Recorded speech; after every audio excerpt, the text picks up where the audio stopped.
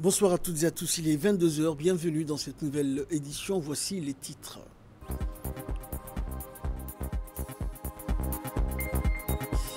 Djibouti érige la paix en héritage lors d'un événement célébré donc dans la région d'Arta et sous le patronage du président de la République.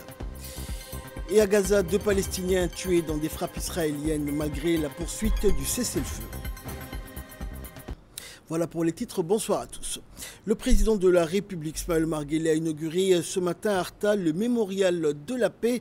Arta est devenu un symbole de dialogue, de réconciliation et de paix somalienne. Cette inauguration vient dans le cadre du 25e anniversaire de la conférence historique de la réconciliation somalienne en 2000 à Arta. Le mémorial de la paix d'Arta, un symbole vivant d'un tournant historique dans la diplomatie régionale et la quête de réconciliation en Somalie. Plus qu'un lieu où s'est tenue la conférence de réconciliation, la région d'Arta incarne le berceau d'un événement majeur. Il rend hommage à une page lumineuse de l'histoire écrite sous le signe du dialogue et de la restauration de la paix en Somalie après des années plongées dans le chaos et la guerre civile.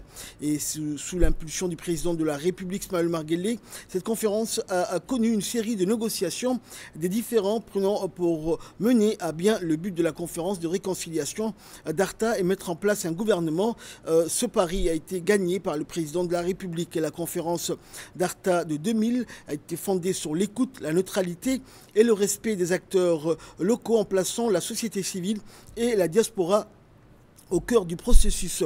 La République de Djibouti avait démontré qu'une solution durable ne pouvait venir que de l'intérieur du pays et non d'impositions extérieures. Et cette philosophie du dialogue est devenue une marque de fabrique reconnue pour la République de Djibouti dans la scène régionale, continentale et internationale.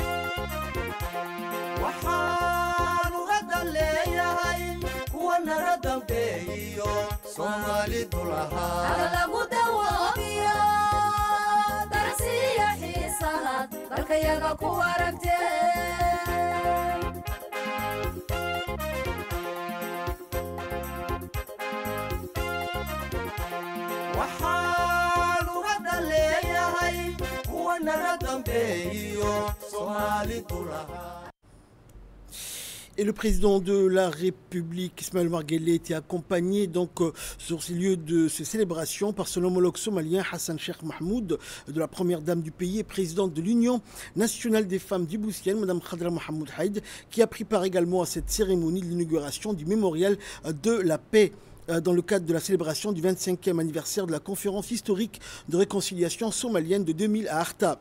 À leur arrivée, le président de la République Ismaël Omar Guelleh, le président somalien Hassan Sheikh Mahmoud ainsi que la première dame et présidente de l'UNFD, Mme Khadra Mohamed Haïd, ont été accueillis chaleureusement par le Premier ministre Abdelkader Kamel Mohamed ainsi que par le président de l'Assemblée nationale et plusieurs membres du gouvernement, ministre de la Justice chargé des droits de l'homme et le ministre de l'Énergie chargé des ressources naturelles. Outre le président somalien, cette cérémonie grandiose a vu la participation d'invités de marque venus des différents pays de la région et de l'international, dont le président de la Commission de l'Union africaine, Mahmoud Ali Youssouf.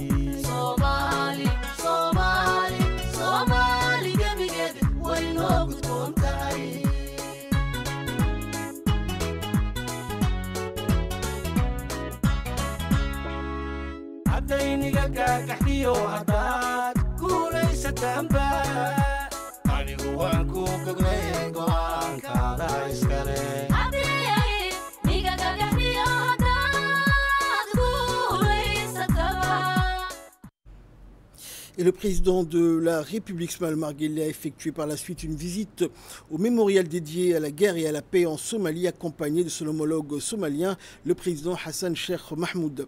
Cette démarche conjointe souligne l'importance des liens historiques et de la quête de stabilité régionale entre les deux nations. L'édifice visité est une structure remarquable conçue pour servir de lieu de mémoire et d'éducation sur l'histoire récente de la Somalie. Il est composé de plusieurs salles, chacune dédiée à une facette cruciale du conflit et du processus de paix. Les salles retracent avec précision les différents événements et contextes de la guerre en Somalie, offrant une perspective complète sur la période avant la conférence de paix et après.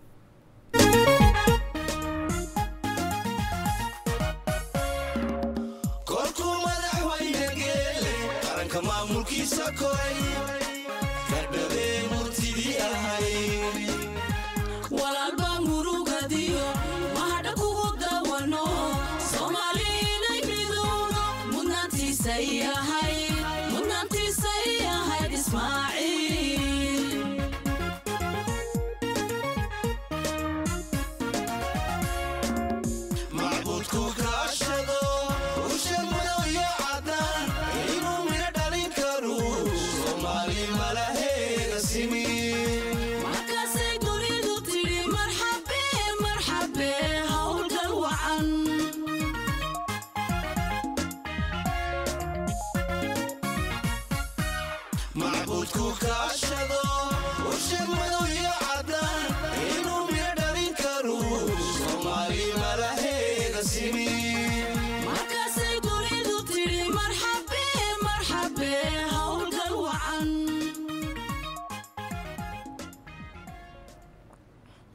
Et cette visite conjointe des deux chefs d'État revêt une forte charge symbolique, réaffirmant l'engagement de Djibouti et de la Somalie à honorer le passé tout en construisant un avenir de paix et de coopération durable. Arrivé donc sur le site précis de la cérémonie, le président de la République, accompagné de son homologue somalien et de la première dame du pays, a reçu un accueil des plus chaleureux de la part des visiteurs donc et amis de la Somalie et des hauts dignitaires donc civils et militaires de la République de Djibouti. Cette journée a été animée par plusieurs artistes.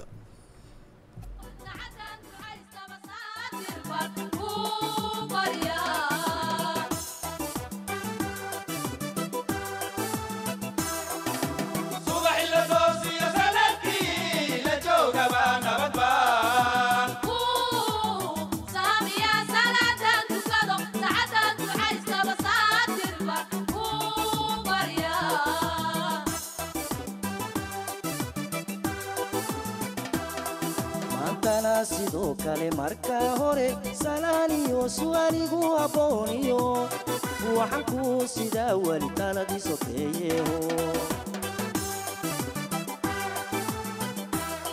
maantana sidoo kale marka hore salaaniyo su'aaligu abooniyo waxaan ku sidaa wali taladii sokeeyeho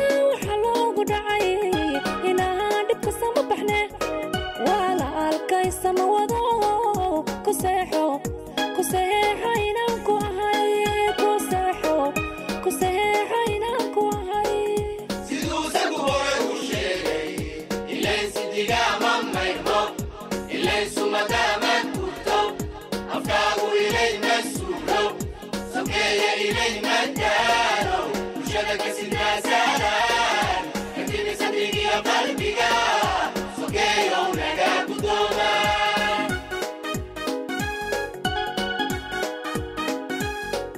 سيدو سكوري وشيغي إلين سيديغا ماما يرمو إلين سمدامك كورتو أفكارو إلين مسولو سوكيا إلين مدارو وشبك سيدنا سالان كتير سيديغي قلبيغا سوكيا ونغا Et dans la série des interventions, le représentant de la Ligue arabe a indiqué qu'en l'an 2000, la Somalie traversait une décennie d'effondrement et de chaos et la communauté internationale consternée observait une situation tragique.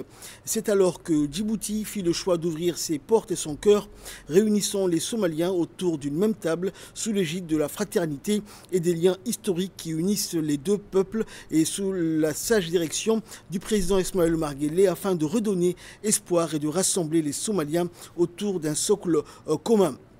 La conférence d'Arta intervint après une décennie de vide, de chaos et de division pour faire renaître l'idée d'État de ses cendres. Et plus de 800 délégués issus des divers segments de la société, chefs de clan, universitaires, intellectuels, femmes et jeunes de la diaspora se sont réunis dans ce pays béni et ont posé les premières pierres du rétablissement de la légitimité nationale à travers la charte nationale de transition ainsi que la formation du Parlement, du gouvernement et de la présidence de transition.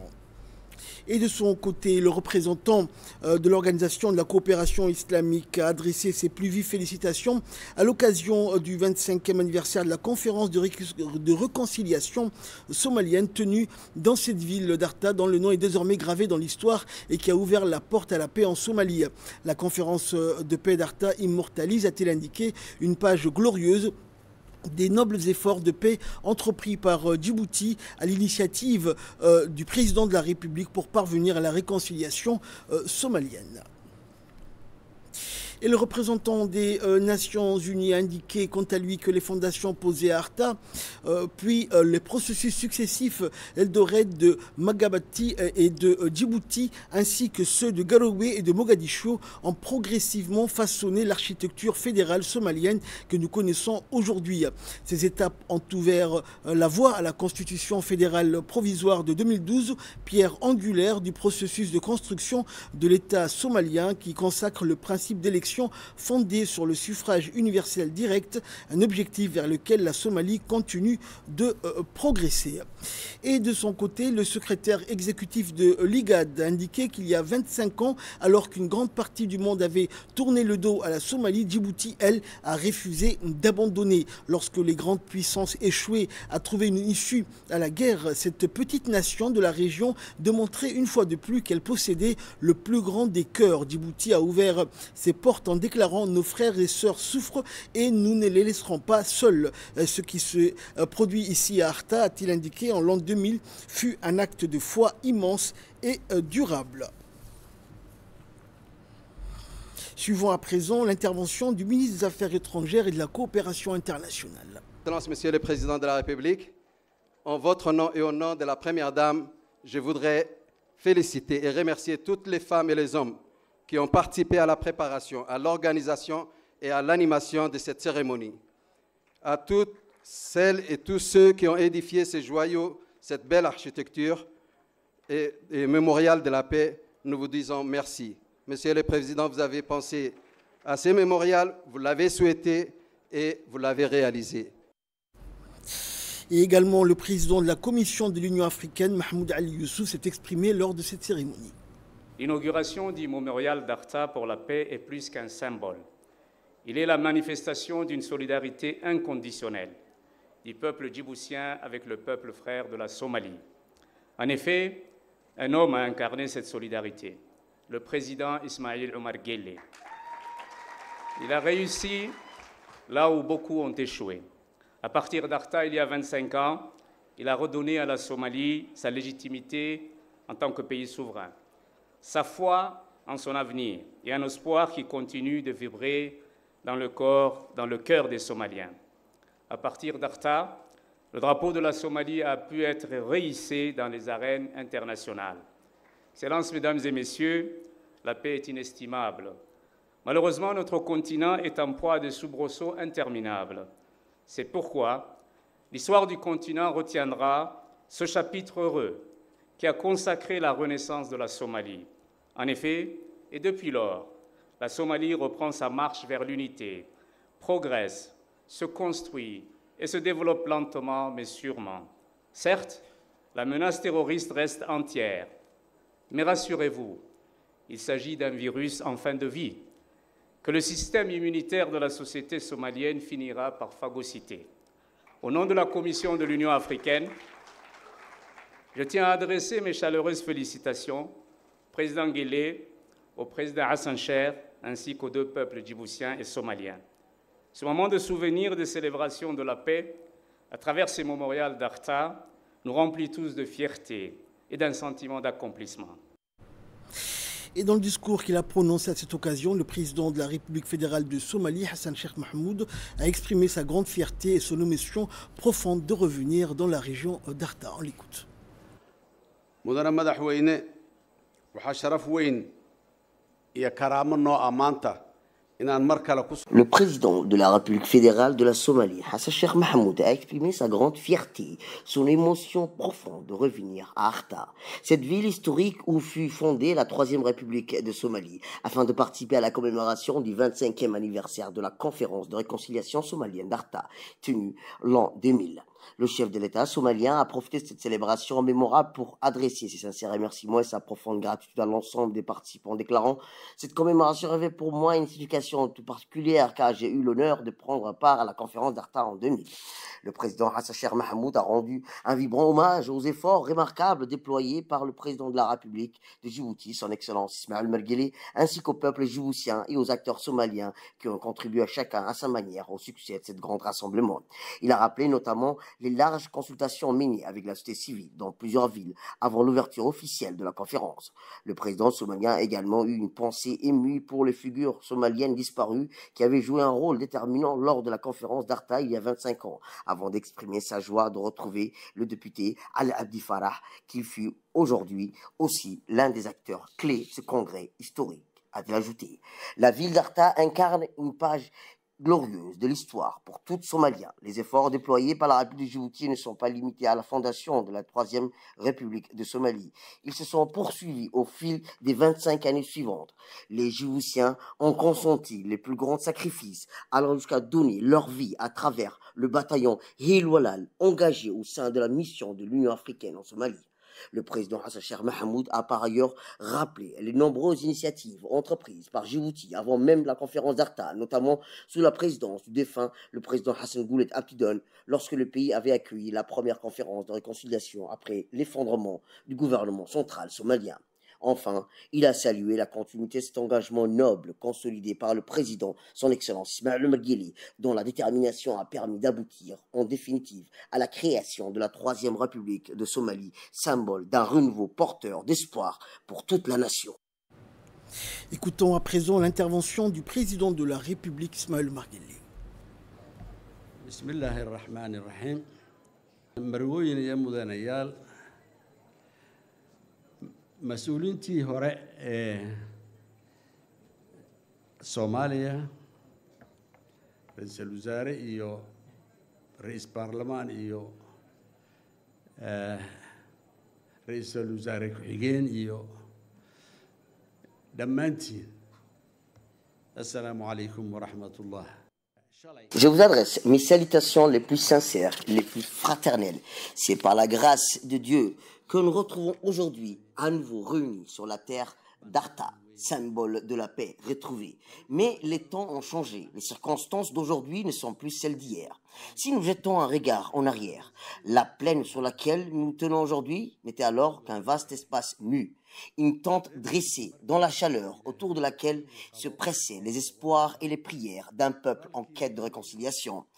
En 1999, le peuple djiboutien m'a confié la direction de l'État, à une époque où le monde, particulièrement notre région, traversait une période de transition difficile.